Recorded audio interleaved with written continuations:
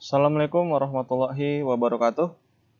Saudara sekalian berbahagia, hari ini kita akan membahas materi teori dari perdagangan dan ekonomi pembangunan untuk mata kuliah Agribisnis Internasional. Dalam materi kali ini kita akan menjelaskan 3 hal intinya. Yang pertama adalah kita akan menjelaskan motif dari perdagangan. Jadi kita akan menggali lebih jauh seperti apa sebetulnya motif perdagangan yang terjadi, khususnya dalam hal ini perdagangan internasional dan kaitannya tentunya dengan produk-produk agribisnis ya. Yang kedua adalah kita melihat bagaimana pola perdagangan apa ya sebetulnya mendasari polanya. Yang ketiga adalah benefit dari perdagangan.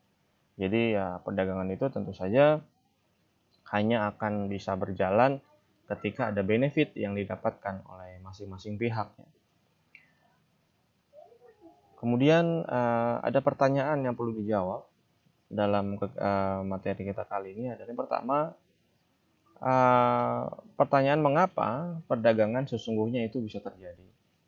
Apa karena perbedaan harga atau perbedaan pasokan ya? Keperluan akan kebutuhan pokok menyebabkan terjadinya perdagangan, khususnya international trade. Yang kedua adalah tindakan apa saja dalam perdagangan ini.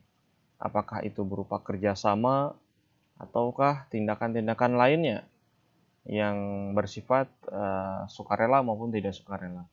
Kemudian pertanyaan selanjutnya adalah ya tentu saja barang apa saja ya yang akan diperdagangkan dan berapa harga atau ketentuan yang nanti akan disepakati dalam tindakan perdagangan internasional ini dan perdagangan lintas negara ya. Yang ketiga adalah apakah arus perdagangan terkait dengan karakteristik ekonomi dan sosial tertentu suatu negara gitu ya. Ini kita harus tahu bahwa memang latar belakang ideologi suatu negara itu bisa saja sangat-sangat mempengaruhi pola-pola perdagangan. Misalkan negara yang sosialis, dia akan cenderung memiliki kebijakan perdagangan yang sosialis juga ya. Semua keputusan-keputusan terkait dengan perdagangan akan ditentukan secara sentralistik oleh pemerintah. Adapun negara-negara yang bersifat terbuka, persaingan terbuka ya dia akan cenderung melakukan perdagangan-perdagangan yang diberikan kebebasan kepada pelaku usahanya, gitu ya, kepada masyarakatnya, kepada swastanya dalam hal melakukan transaksi internasional. Baik, selanjutnya yang harus kita gali tentu saja apa saja sebenarnya keuntungan dari perdagangan dan siapa yang menyadari keuntungan ini, gitu ya. Ya kalau misalkan perdagangan ya harus tentu saja atas dasar pertama sukarela, yang kedua adalah atas dasar benefit bersama. Itu yang harus disadari sebetulnya. Kemudian yang kelima ini apa saja efek dari pembatasan terhadap aktivitas perdagangan. Jadi dalam kebijakan pemerintah, ya pemerintah Indonesia salah satunya, dalam perdagangan itu tidak 100% itu bebas ya. Ada beberapa hal pembatasan, ada beberapa hal regulasi yang di sana bersifat menjadi barrier atau penghalang ya. Apakah itu penghalang negara tertentu, produk tertentu, kuantitas tertentu, intinya misalkan gula misalkan. Ya kita sebagai negara salah satu produsen gula di dunia ya salah satunya. Jadi kita tidak bisa dengan mudah atau dengan bebas mengekspor ataupun mengimpor gula tersebut dalam kuantitas yang tidak terbatas ya. Itu ada batasnya semua. Misalkan kuota impor kuota impor gula kita itu berapa juta ton per tahun. Itu ya, mungkin hanya 1 sampai 2 juta ton saja per tahun. Ketika melihat kondisi stok dalam negeri yang sudah mulai berkurang, itu baru bisa dibuka keran impornya gitu ya. Ya sekarang kita tahu kita sedang membuka keran impor gula karena memang harga gula ini agak sedikit bergolak ya. Yang biasanya 1 kilo itu kisarannya 10 sampai 12.000, sekarang sudah bisa mencapai 17.000. Gula pasir salah satunya. Nah, ini adalah apa saja sebenarnya yang menjadi efek-efek pembatasan terhadap aktivitas perdagangan. Baik, saudara sekalian berbahagia, yang ternyata yang harus kita pahami dari perdagangan internasional ini adalah perdagangan internasional atau aktivitas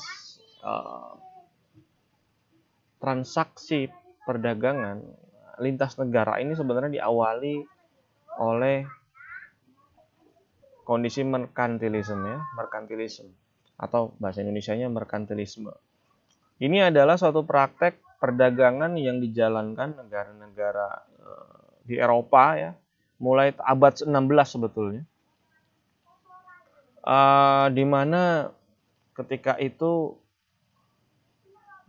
negara-negara khususnya negara-negara koloni seperti Prancis, Inggris, Spanyol ya, Portugal ya, Portugis ya, itu mereka mencoba memperkaya diri mereka sendiri, negara mereka dengan cara mengeksploitasi negara-negara koloni mereka ya. Nah, salah satunya Indonesia juga, kita sebagai salah satu negara koloni, dulu kita masuk koloni Hindia Belanda. Jadi ini muncul akhirnya ya di sana terjadilah transaksi transfer barang ya. Kalau dulu itu masih transfer barang. Barang dari negara koloni menuju pusat koloni ya gitu ya. Anak-anak koloni menuju pusat koloni. Ya tujuan utamanya adalah meningkatkan kekayaan negara. Indonesia dulu terkenal di era-era merkantilisme ini, kita dulu dieksploitasi secara besar-besaran rempah-rempah kita dan barang-barang produk pertanian kita ya. Mulai dari cengkeh, lada, pala, semua rempah-rempah yang sangat dibutuhkan oleh negara-negara barat Eropa ya, karena kita tahu bahwa negara barat Eropa itu sangat membutuhkan rempah-rempah yang itu hanya bisa tumbuh dengan baik di negara-negara tropis ya. Itu lebih bagus tumbuhnya. Jadi mereka banyak sekali menanam tanaman-tanaman luar ke Indonesia. Ada teh, ada lada gitu ya. Itu adalah tanaman-tanaman bukan asli Indonesia, itu sengaja didatangkan oleh negara-negara koloni ini, ditanam di Indonesia. Tanahnya tanah orang Indonesia, tapi mereka bisa mengambil lebih banyak keuntungan gitu ya. Itu sebenarnya salah satu motif terjadinya dulu ya masa-masa penjajahan merkantilisme. Oke, itu adalah tadi motif utama dari merkantilisme. Kita tahu merkantilisme ini menjadi salah satu tonggak revolusi perdagangan. Jadi yang pertama adalah yang tadinya ekonomi hanya bersifat lokal berubah menjadi ekonomi nasional, bahkan ekonomi global ya. Kemudian konsep feodal berubah menjadi konsep kapitalisme. Jadi yang sebelumnya hanya kekuasaan, sekarang bergeser ya, berupa kekayaan, kapitalisme, penambahan kapital. Kemudian yang tadinya perdagangan itu terbatas, hanya melingkup negara saja, sekarang sudah berubah menjadi perdagangan internasional, di mana terjadi transaksi antar negara ya yang cukup masif ya. Itu berawal dari tahun 1600-an sampai abad-abad 18 ya, 1800. Dan dalam praktek merkantilisme ini, indikator kekayaan negara hanya satu hal yang menjadi perhitungan mereka, yaitu emas ya. Jadi negara-negara di Eropa Barat, Barat Eropa maksudnya, itu menjadikan emas sebagai indikator kekayaan suatu negara. Jadi semakin banyak emas mereka, semakin banyak juga, semakin tinggi juga status kekayaan suatu negara. Jadi dalam praktek merkantilisme ini ya negara memfasilitasi dan mendukung ekspor ya. Jadi memang salah satu prinsip utama dalam merkantilisme ini adalah pemerintah ini memfasilitasi dan mendukung besar-besaran ekspor serta membatasi impor. Bahkan sebisa mungkin tidak usah impor. Sehingga di sana ada istilahnya monopoli pemerintah dan intervensi pasar dengan subsidi ekspor dan alokasi hak perdagangan. Ini salah satu bisa dikatakan menurut saya kelemahan dari merkantilisme ya. Semuanya berorientasi ekspor. Padahal ya belum tentu negara tersebut bisa memenuhi semua kebutuhan hidupnya ya dalam ekspor ini ya. Kemudian muncul juga istilah adanya bea dan kuota impor ya. Jadi mulai merkantilisme ini sudah mulai ada istilahnya kuota impor, ada bea masuk ya, barang-barang yang diekspor itu ada bea masuknya. Nah, masalahnya adalah di merkantilisme ini koloni-koloni itu dieksploitasi ya. Salah satunya Indonesia. Kita dieksploitasi untuk menyediakan bahan baku dan dipaksa untuk membeli barang-barang dari negara jajahan. Nah, ini luar biasa. Jadi ada dampak negatif yang bisa dikatakan menjadi sampai sekarang akhirnya menjadi permasalahan catatan sejarah menurut saya. Kita dipaksa.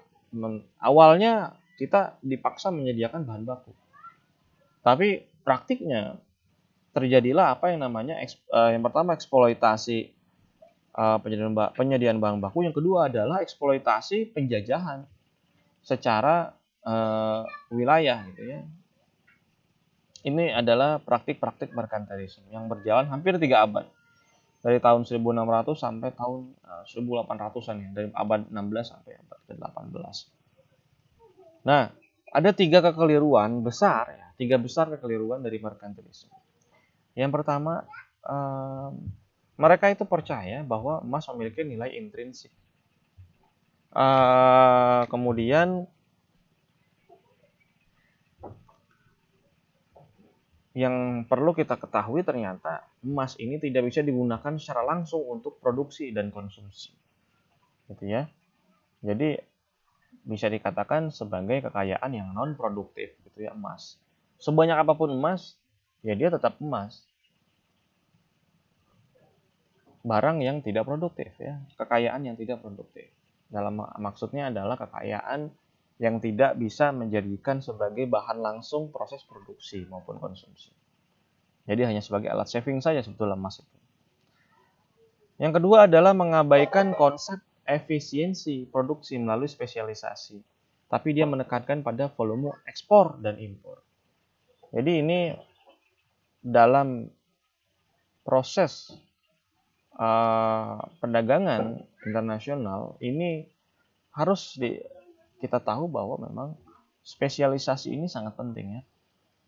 Dari spesialisasi ini akan muncul apa yang namanya efisiensi. Jadi suatu negara apabila dia memiliki salah satu keunggulan komparatif suatu produk atau komoditas, nah itu harus dikuatkan ya. Karena akan muncul nanti apa yang namanya efisiensi. Kalau tidak hanya fokus pada ekspor atau impor semua barang ya nanti bisa dikatakan banyak sekali ya barang-barang yang diekspor gitu ya. Itu bukan barang-barang yang memiliki nilai keunggulan komparatif negara-negara tersebut gitu ya. Yang akhirnya muncul adalah inefisiensi. Kemudian yang ketiga adalah tujuan utama dari merkantilisme ini adalah memaksimalkan ekspor. Maka ini tidak akan efektif karena semua negara akan memaksimisasi ekspor secara bersamaan dan membatasi kuota impor. Nah ini hal yang menurut saya kontraproduktif ya. Jadi ketika semua orang berbondong-bondong memaksimalkan ekspor pada satu sisi dan sisi lainnya menutup keran impor ya bingung. Kita mau ekspor tapi kita nggak bisa mengirimnya gitu ya. Karena semua orang menutup keran impornya. Nah ini akhirnya menjadi kontraproduktif. Jadi ketika merkantilisme ini ekspornya adalah yang terjadi ya negara-negara adidaya itu mengekspor barang-barang ke negara-negara koloninya saja, gitu ya. Itu kelemahan dari merkantilisme. Akhirnya dari kelemahan ini muncul apa yang namanya koreksi atau perbaikan. Jadi neo-merkantilisme di tahun abad 18 mulai mengkoreksi kesalahan utama mereka dengan melihat neraca perdagangan semua komoditas. Nah, ini adik-adik sekalian, memang agribisnis internasional ini merupakan salah satu komoditas yang pertama kali didagangkan gitu ya. Jadi sebelum ada ekspor impor emas, tambang, barang pertanian lah yang pertama kali dijadikan sebagai komoditas perdagangan di internasional gitu ya. Pertama dia melihat, jadi akhirnya pertama dia lihat neracanya, dan neraca ini akan terlihat mana barang-barang itu yang memang unggul ya, memiliki nilai unggul, mana barang-barang yang tidak memiliki keunggulannya, baik itu komparatif maupun kompetitif. Kemudian kesalahan kedua dan ketiga akan dibahas dengan teori perdagangan klasik ya. Nah, kita akan lihat dengan khususnya keunggulan komparatif dan teori-teori lainnya. Kita akan lihat. Baik, yang pertama merkantilisme sudah kita bahas. Yang kedua adalah teori klasik perdagangan internasional. Yang kita lihat di sini teori klasik ini menggantikan teori merkantilisme bertepatan dengan 3 revolusi ekonomi dan politik. Yang pertama adalah revolusi industri di Inggris, yang kedua ada revolusi Amerika, yang ketiga adalah revolusi Prancis. Nah, jadi 3 revolusi ini yang akhirnya mendasari munculnya teori klasik ekonomi gitu ya, khususnya dalam hal perdagangan internasional. Teori ini didasarkan pada yang pertama adalah perdagangan bebas dan perkembangan perusahaan. Jadi yang sebelumnya semuanya dikuasai oleh negara, perusahaan itu hanya sebagai alat negara dalam mengembangkan perdagangan dia. Sekarang perusahaan sudah mulai diberikan perdagangan yang bersifat lebih bebas, gitu ya, di mana negara mendapatkan manfaat terbesar ketika menghasilkan barang dengan efisiensi maksimum. Nah, itu kritik utama adalah efisiensi maksimum. Jadi kritik utama dari teori klasik ini adalah semuanya dalam hal perdagangan internasional harus mencapai titik maksimum dari produksi barang-barang dalam negeri gitu ya. Jadi barang-barang yang dijual itu, diekspor itu adalah barang-barang yang memang memiliki keunggulan terbaik di negara tersebut. Ya. Intinya biaya produksi sangat menentukan apa yang harus diproduksi masing-masing negara atau mitra dagang. Kita tahu bahwa negara akan memproduksi barang ya di teori klasik ini dengan memanfaatkan sumber daya alam dan iklim, serta di sana termasuk ada tenaga kerja yang terampil, sumber daya modal, kemajuan teknologi ya, dan tradisi kewirausahaan. Ini kita ambil contoh ya. Pada tabel ini kita lihat, tabel ini adalah perbandingan dua negara, Greece ya, Yunani dengan Sweden ya, Swedia, dalam membandingkan dua produk ya, olive itu zaitun dan martini glasses ya, buah juga ini, buah martini. Martini glasses ini glass ya.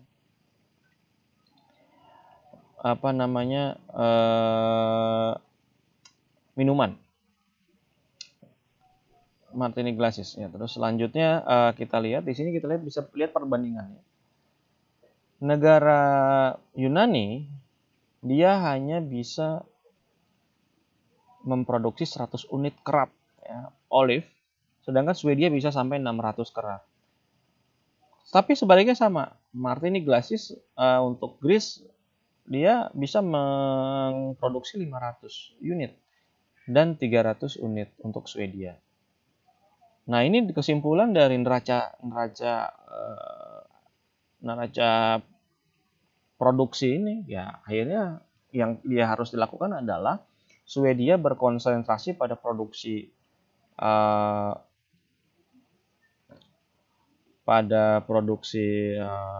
gelas martini, dan Yunani pada produksi zaitun gitu ya. Nah, ini adalah salah satu hal yang jadi pertimbangan perdagangan internasional gitu ya. Nah, kita jangan memaksakan ya memproduksi barang yang memang bukan keunggulan kita gitu. Jadi ini harus mempertimbangkan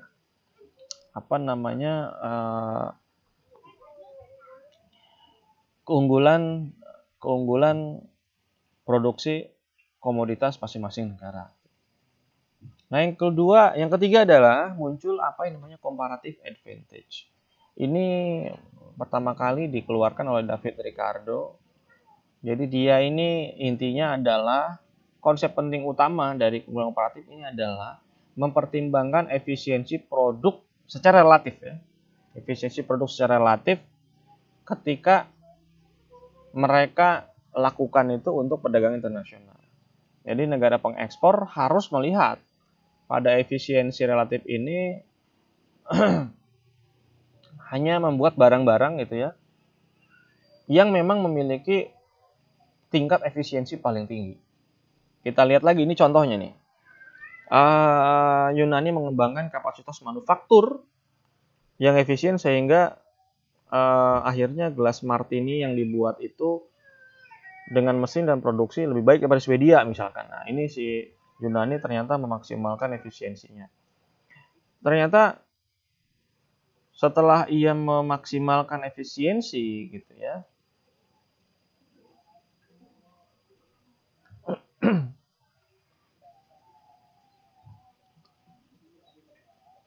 dia bisa menghasilkan barang 2 kali lipat lebih banyak. Yunani ini ternyata ketika dia memaksimalkan produksi zaitun menghasilkan barang 2 kali lebih banyak gitu ya.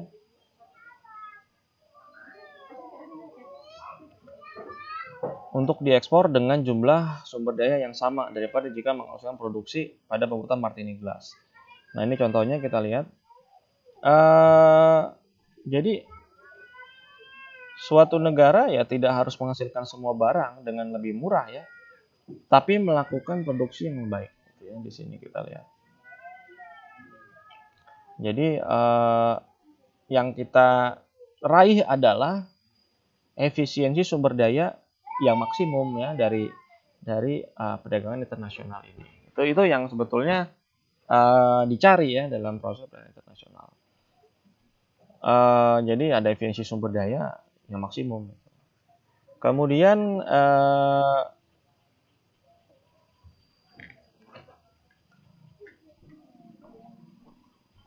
akhirnya melihat neraca perdagangan ini, neraca komoditas, si Swedia dan Yunani ini akhirnya mereka bersepakat. Jadi Swedia akan mengekspor 100 kerat gelas dengan imbalan yang setara dengan 500 kerat zaitun.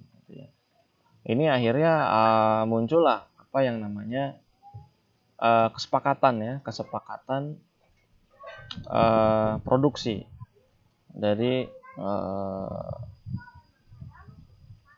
apa namanya perdagangan internasional gitu ya. Udahlah kita kerjasama aja deh.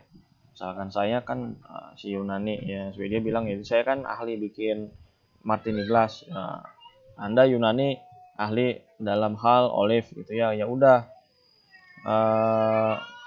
kita aja deh yang ini. Ini mohon maaf ini kayaknya ini ada sedikit kesalahan ya. Ini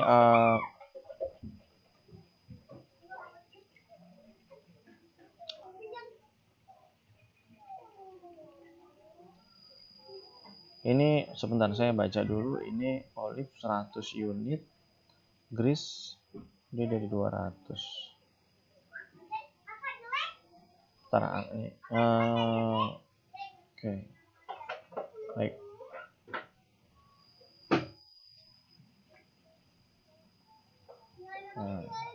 Sweden, grease.